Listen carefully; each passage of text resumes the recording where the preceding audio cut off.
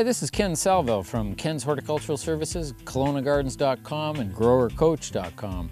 And today we're having a look at some roses, and it's early spring right now. We're in March, early March, and the rose bushes are starting to wake up a little bit.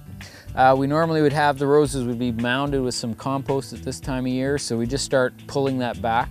These particular ones are not mulched, but we would normally just spread it out a little bit and leave it there so that that compost will work its way into the earth and give some food to those roses early.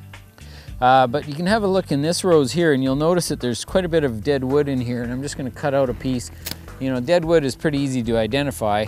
It is dead. This one actually has a little bit of a gall starting to grow on this one here. But all dead wood should be removed every spring. So when you get in there, we're going to clean up these plants and get them going. But one of the key parts is to look at the color of the bark on this plant, and you'll see that the older bark, the dead wood, is like really brown. The old mature wood is kind of, it's got these little creases and marks in it. It's looking like it's developing bark. And then the new wood is more green and sort of healthier looking. And that's sort of what we're looking at. We're calling these ones, and this one here particularly that I'm touching is about 1/2 inch in diameter.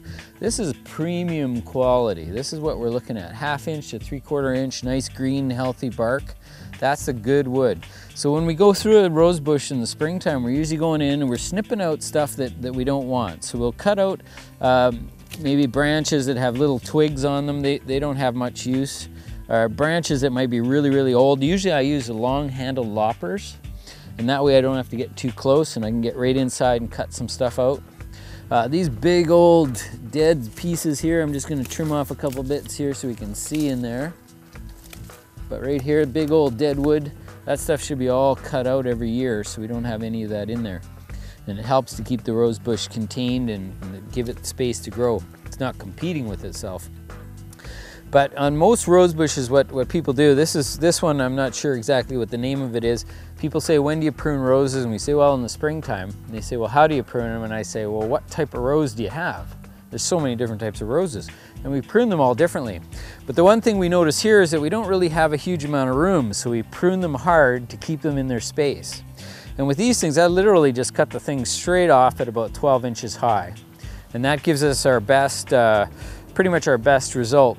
Because roses bloom on new growth, just cutting it off, it's just going to send up a bunch of new shoots and they're all going to bloom. By cutting out the real weak and wimpy ones, you know, those ones are not really going to be producing much for bloom for us. It's all that medium-sized wood like I was showing you there, the 1/2 inch to 3/4 inch. Keep most of those and cut out all the old dead stuff, and then it keeps it in this juvenile state. And then you get lots of new blooms. They'll come on really nicely. But remember to use compost around the roses. They love that. A little bit of manure is even nice. And roses are okay for the you know, the drought tolerance, but really they want to have a relatively regular water supply. So water as needed through the season. So that's it for today on pruning roses, and keep tuning in to KelownaGardens.com and GrowerCoach.com for more educational information.